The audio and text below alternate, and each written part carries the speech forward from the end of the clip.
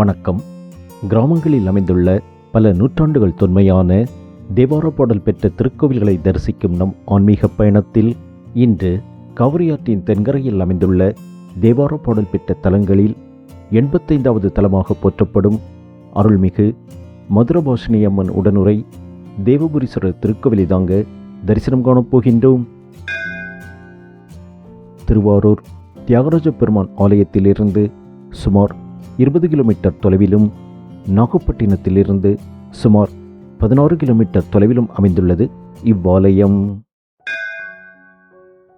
ஈசனை மனதில் நினைந்து கோபுர தரிசனம் கண்டு கோவிலுக்குள் சென்றால் கொடிமரம் மற்றும் நந்தியம்பெருமான் தரிசனம் நாம் காணலாம். குரு அருள் பெற்ற தலமாததால் இத்தலத்தை வழிபாடு செய்தால் ஒருவருக்கு குரு சம்பந்தமான தோஷங்கள் விலகும் என்றும், இழந்த செல்வங்களும் பதவிகளும் திரும்ப கிடைக்கும் என்றும், வாழ்வில் ஐஸ்வர்யங்கள் பெருகும் என்றும், திருமணத் தடைகள் நீங்கும் என்றும் இத்தலத்தின் பிரார்த்தனை சிறப்பாக சொல்லப்படுகிறது. கொடிமரம் மற்றும் நந்தியம்பெருமானை வணங்கி சில படிகள் ஏறி சென்றால் மாடக்கோவிலில் தேவபுரீஸ்வரராக தேவகுருநாதராக அருள்பாலிக்கும் ஈசன் தரிசனம் நாம் காணலாம். தென்னாடுடைய சிவனே போற்றி, என் நாட்டவர்க்கும் இறைவா போற்றி. ஓம் நம சிவாய. தேவர்களும் நவக்கிரகங்களில் குருவாக விளங்கும் வியாழ பகவானும் இத்தலத்தில் வழிபட்டு அருள் பெற்றமையால் இத்தலத்து இறைவன் தேவகுருநாதர் மற்றும் தேவபுரீஸ்வரர் என்றழைக்கப்படுவதாகவும் தலபுராணம் கூறுகிறது. ஈசனை வணங்கி கோவிலின் திருச்சுற்றை வலம் வந்தால் சிவசக்தி தரிசனம் மற்றும் 63 நாயன்மார்களின் தரிசனமும் நாம் காணலாம். கோச்சங்கச்சோழ மன்னனால் கட்டப்பட்ட 72 மாடக்கோவில்களில் இத்தலமும் ஒன்று. குடமுழுக்கு நடைபெற்று புது பொலிவுடன் காட்சியளிக்கின்றது திருக்கோவில்.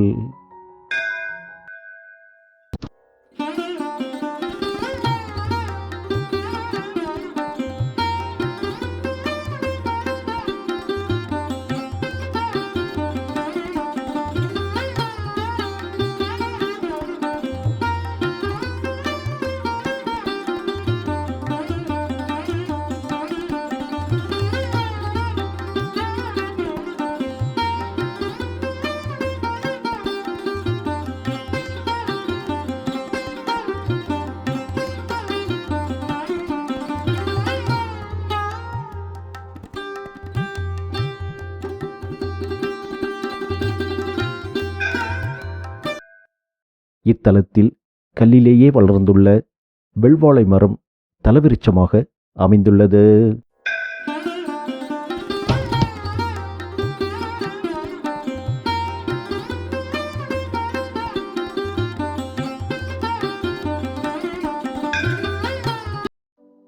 அருகிலேயே குரு தட்சிணாமூர்த்தி சன்னதியும் காணப்படுகிறது. இத்தலத்தில் குரு வியாழ பகவானுக்கு அருள் புரிந்த குரு தட்சிணாமூர்த்தி தேவகுருவாக பக்தர்களுக்கு அருள்பாலிக்கின்றார்.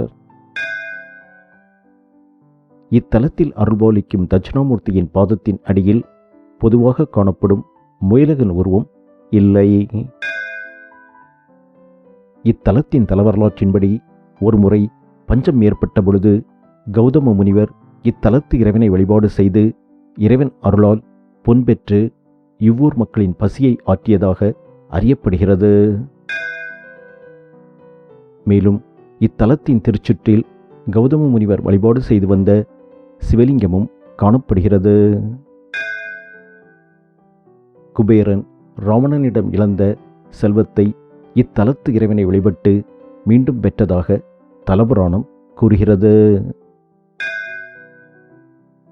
இத்திருக்கோவிலில் காணப்படும் பாண்டியன் காலத்து கல்வெட்டில் இவ்வூர் அருண்மொழி தேவ வளநாட்டு தேவூர் என்று குறிப்பிடப்பட்டுள்ளது. மேலும் இவ்வூர் தலைநகராக இருந்ததாகவும் அறியப்படுகிறது. சோழ மன்னர்கள் மட்டுமல்லாது பாண்டியர்கள் மற்றும் விஜயநகர மன்னர்கள் இத்திருக்கோவிலுக்கு திருப்பணிகள் செய்துள்ளதாக கல்வெட்டு தகவல்கள் தெரிவிக்கின்றது. கௌதம முனிவர், அருணகிரிநாதர், சேக்கிழார், மாணிக்கவாசகர், வள்ளலார், கோச்சங்கச்சோழ மன்னன், இந்திரன், தேவாதி தேவர்கள் முதலிய பல்வேறு ஞானிகளும் பக்தர்களும் மன்னர்களும் வழிபாடு செய்துள்ள தொன்மையும் சிறப்பும் வாய்ந்த ஒரு ஆலய தரிசனம் கண்ட மன நிறைவுடன் இக்காணொளியை நிறைவு செய்கின்றோம். மீண்டும் ஒரு திருக்கோவில் தரிசனத்தில் சந்திப்போம். உங்கள் ஆதரவுக்கு நன்றி. வணக்கம்.